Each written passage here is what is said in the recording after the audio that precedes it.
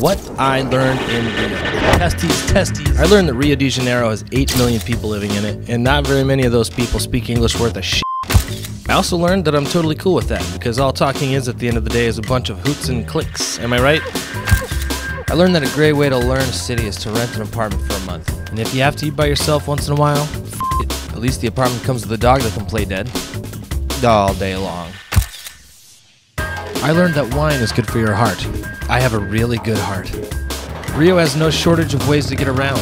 There's also no shortage of women wearing white tube socks, but that's neither here nor there. Walking, biking, skating, ladies on buses to give you change back. I learned that I never really knew where the hell I was going, so I'm pretty sure I got ripped off by a cab once or twice. And you know what you can do about that? Nothing. I met Jesus Christ. I was not the only person who wanted to meet Jesus Christ. It was cold and rainy, and I'm all, Jesus, a little help with the weather? No? Well, then I'm gonna steal a motorcycle. Prostitutes. I learned a lot about prostitutes. It was a film project. I'm serious. Film project. This is where they keep their school supplies, and this is where they make love.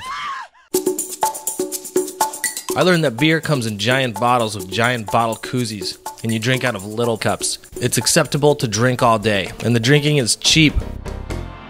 Unless you're in a nightclub. Then it's expensive, unless you're at a Puma party in a nightclub, honoring the world's fastest man.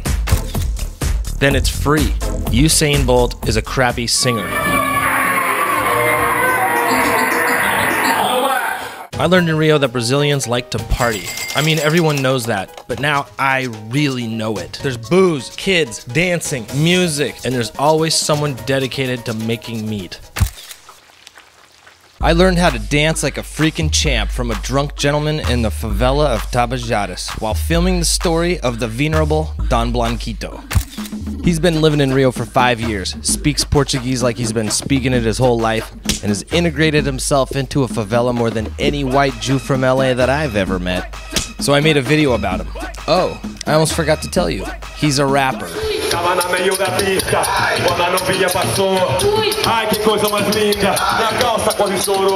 Speaking of interesting male Caucasian Americans living in Rio, get a load of this guy. He trademarked the name Mind Artist to describe what he does, which is mind art stuff and bending spoons. He baffles women. Mind Artist! Grocery stores in foreign countries will always be confusing, even though they all sell the same shit.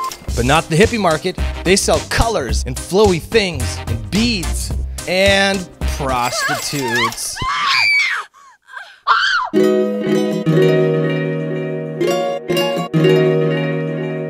I learned that sometimes you gotta mix it up and bounce the city on a side trip to Guarachingata to hang out with your bestie of 17 years that you met when you were both 18 and living in Australia.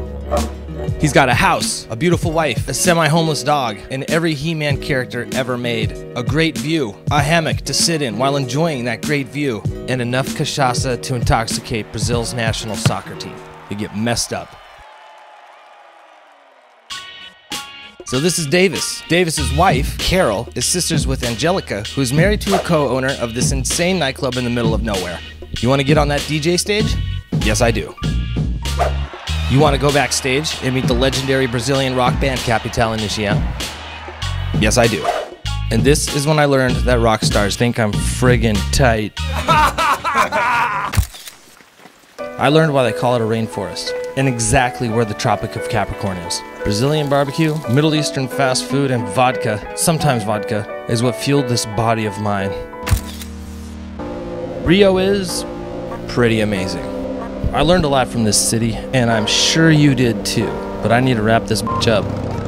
The end. What's up? Tabajara.